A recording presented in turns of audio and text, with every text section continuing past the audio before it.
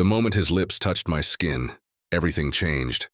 I had told myself it would be cold, mechanical, something I could close my eyes through, let happen, and walk away from without a second thought. But I was wrong. Because the instant his mouth found me, it was fire. He knew exactly how to touch me, how to make me forget everything except him. And for the first time in my life, I felt something I never had before. But before we go any further, if you've made it this far, you're clearly intrigued. Trust me, this is just the beginning of this explosive tale. Like, share, and subscribe because it only gets more intense from here. Let's go back to how it all began. Mike and I had been married for 7 years, and for most of those years, we were happy. We weren't rich, but we had each other. We had dreams, but dreams don't pay the bills. And when Mike lost his job 2 years ago, everything changed. I watched the man I loved crumble under the weight of rejection after rejection. It wasn't for lack of trying. He applied everywhere, swallowed his pride, took interviews for positions far below his skill level. But nothing stuck. Our savings dried up faster than I'd expected. Rent notices piled up. The fridge sat, empty more often than it should. Some nights we ate just once a day. We were sinking, and I was terrified. I worked, of course, but my job as a receptionist at a small firm barely covered anything. And I could see it in Mike's eyes, the shame of not being able to provide. He hated that I had to pick up the slack. He started retreating into himself, and I didn't know how much longer we could survive. Then I met him. The first time I saw Ethan Collins, he barely noticed me. Just another face in the company he was visiting. A billionaire CEO with the kind of presence that made the air feel heavier when he walked into a room. But the second time he noticed me, and from that moment everything changed. The next day, I got called into my boss's office. I thought I was getting fired. Instead, I was handed a business card. Ethan Collins had requested to see me personally. I should have ignored it. I should have thrown it away. But desperation makes you do strange things. We met at a restaurant so expensive it made my palms sweat. He didn't waste time. "I've seen you struggle," he said. "I know your husband lost his job." My stomach dropped. How did he know? "I can help," he continued, his voice calm, confident. "I have a position at my company that Mike is more than qualified for. 6-figure salary, stability. All you have to do is say yes." It sounded too good to be true, and it was. He leaned closer, his voice lower. "But I don't give out favors for free, and you know what I want in return." My pulse raced. This was a test. I could walk away right now, or I could stay and let this man take something from me in exchange for saving us. That night, I lay next to Mike, listening to his slow, steady breathing, his arms wrapped around me, trusting me. I thought about our life together, the love we built, the dreams we had, and then I thought about the empty bank account, the unpaid bills, the way his eyes looked duller every day. By morning, I had my answer. I met Ethan Collins at a hotel, the Moi. Moment I walked in, everything inside me screamed that this was wrong. But I thought of Mike, of the job that would change his life, and I stayed. I told myself it would be cold, mechanical, that I would close my eyes, let it happen, and walk away.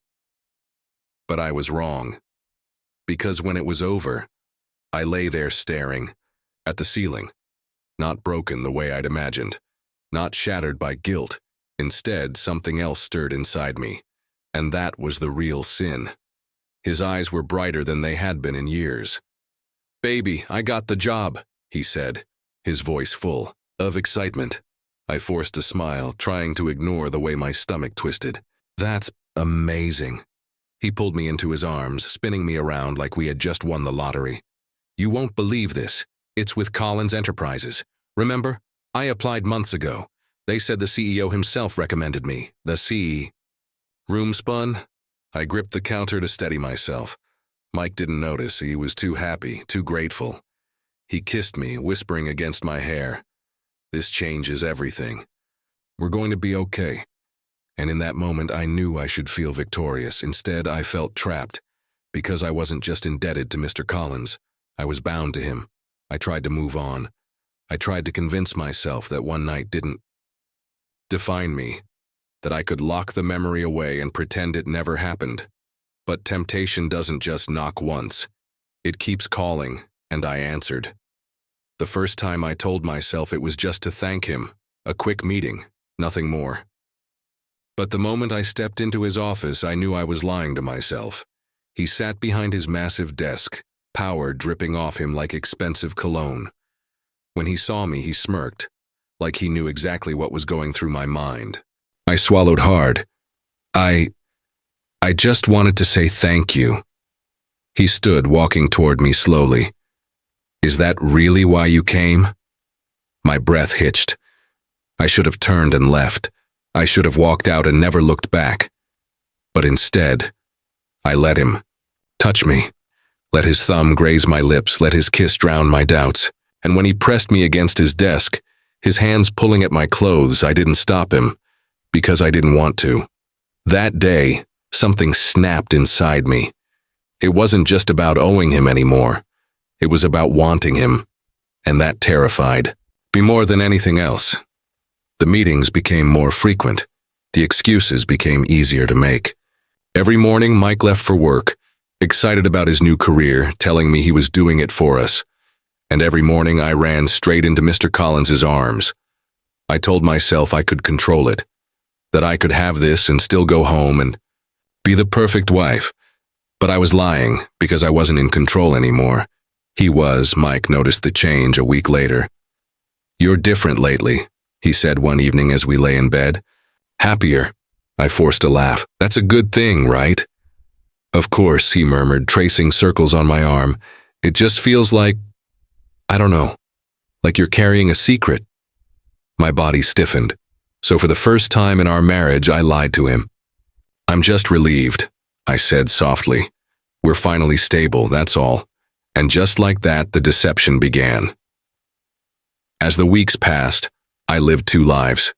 By day, I was Mike's devoted wife, smiling, cooking dinner, listening to him talk about his job. By night, I was Mr. Collins's mistress, giving myself to him in ways I never had with anyone else. I knew I was walking a dangerous line. I knew something would break.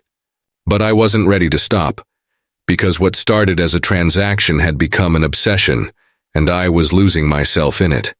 It started small, a necklace, then a designer handbag, then a weekend trip, supposedly with some girlfriends, but really with him. I didn't want the gifts at first, but then I realized I liked them.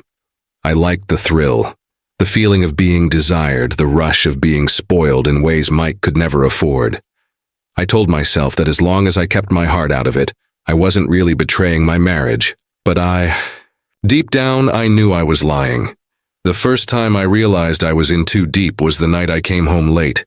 Mike was waiting, arms crossed, worry all over his face. "Where were you?"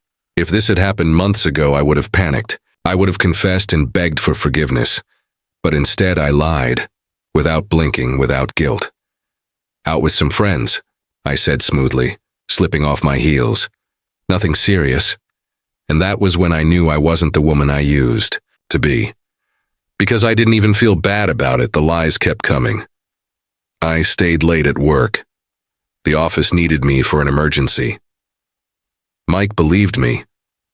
Why wouldn't he? I'd never given him a reason to doubt me before. But then the gifts piled up.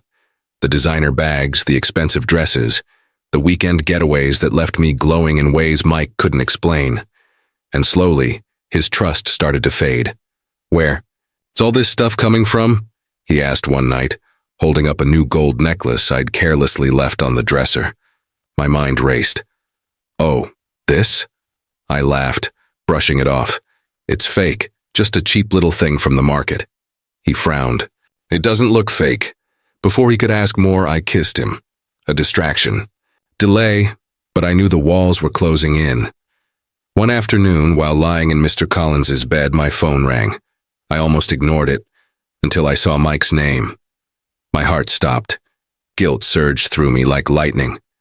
"Hey, babe," I answered, forcing my voice to sound casual. "Where are you?" I glanced at Mr. Collins, who was watching me with a knowing smirk. "At work," I lied, finishing up some last-minute things. Mike sighed. "I just wanted to hear your voice. You've been different lately." My stomach twisted. Before I could respond, Mr. Collins leaned in and kissed my neck. Slow, possessive. I shuddered. My breath hitched. Mike heard it. I dropped my pen. I stammered. "Sorry." A beat of silence. A beat of silence. Guilt slammed into me. "I miss you too," I whispered. Then I hung up and let Mr. Collins take me again, because no matter how guilty I felt, I couldn't stop. But Mr. Collins didn't just want my body anymore. He wanted me. Completely. "You're mine," he told me one night, his voice dangerously soft. "Not just in this room, everywhere, always." I laughed nervously, trying to shake off the intensity of his words. But I knew he wasn't joking. He was possessive, obsessed. When I missed one of our meetings, he showed up outside my house. "What the hell are you doing here?" I hissed, panicking. He smirked. "You've been avoiding me." "I was with my husband," I snapped. "You know, the man I still love." His expression darkened. "Your husband can have your words, but I own your body." He pulled me close. His breath was warm against my skin, and the worst part? He was right. Mike wasn't stupid. I saw it in his eyes, the way his smile faded when I came home late. The way he reached for me in bed and found me cold. One night, as we lay in the dark, he finally asked, "Are you seeing someone else?" My heart stopped. Softly, he said, "You're not the same woman I married." His words stung because deep down, I knew he was right. I wasn't the same woman anymore, and I wasn't sure if I ever could be again. I should have ended it that night. I should have confessed, begged for forgiveness, and walked away from Mr. Collins forever. But I didn't. Instead, I kissed Mike. Let him love me. Let him believe I was still his. And the next day I was back in Mr. Collins' arms because no matter how much I tried to fight it, the fire inside me was too strong, and it was burning everything in its path. Secrets are like fire. You think you can control them, keep them burning in a small hidden place, but sooner or later they spread, they consume, and before you know it, you're standing in the middle of the wreckage, wondering how you let it get this far. The night, everything fell apart. I was lying in bed next to Mike, pretending to be asleep, but my mind was racing. I had just come from Mr. Collins' penthouse. My skin still smelled like him. My body still tingled from his touch, and my husband was sleeping peacefully beside me. I turned to look at him, guilt twisting like a knife in my stomach. How much longer? Could I keep this up? How much longer before I slipped, before he found out? The answer came sooner than I expected. The next morning, I was in the shower when I heard Mike's voice. Sharp, cold, unfamiliar. "What the hell is this?" My stomach dropped. I turned off the water and stepped out, wrapping a towel around myself. When I walked into the bedroom, Mike was standing there holding my phone, holding an open text message, a message from Mr. Collins. "Last night was unforgettable. I want you again. Same place, same time." My blood ran cold. This was it. This was the moment my world shattered. Who the hell is Mr. Collins? Mike's voice was shaking, his knuckles white as he gripped my phone. I couldn't speak. My throat was dry. My heart hammered in my chest. He took a step closer. "Answer me, Anne." I opened my mouth, but no words came out. Because what was there to say? That I had been lying to him for months. That I had given my body to another man while he worked tirelessly at the job I had bought for him with my betrayal. That I had fallen for someone else. Tears burned in my eyes. "Mike, His laughter was bitter, broken. "Oh my God," he whispered. "It's true, you've been cheating on me." I reached for him, desperate, pleading. "It's not what you think." "Not what I think?" His voice cracked, full of pain. "Then tell me, Anne. Tell me what the hell this—" I had nothing. No excuses, no lies left to tell, only the truth. So I gave it to him, all of it, how it started, why I did it, the job offer, the first time, the passion, the obsession. By the time I was done, Mike was shaking. His face was twisted with something beyond pain. Disgust, betrayal, hatred. "You didn't do this for me," he said finally, his voice empty. "You did this for yourself." And he was right. Mike left that night, didn't pack a bag, didn't take his things, just walked out the door. I sat in the silence of our apartment, my heart aching. I had destroyed him, destroyed us. For what? For a man who didn't love me, for a fantasy, for a fire that burned too hot and left nothing but ashes. The next day, I went to see Mr. Collins. I needed answers, closure. I stormed into his office, my hands trembling. "It's over." He leaned back in his chair, calm as ever. I figured. I swallowed hard. "You don't care, do you?" He smirked. "What did you think this was, Anne, love?" His words hit me like a slap. "You used me," I whispered. "And you used me." He shrugged. "That was the deal. I gave you money. I gave your husband a job. You gave me your body. That's how these things work." I felt sick. "Did it mean nothing to you?" I whispered.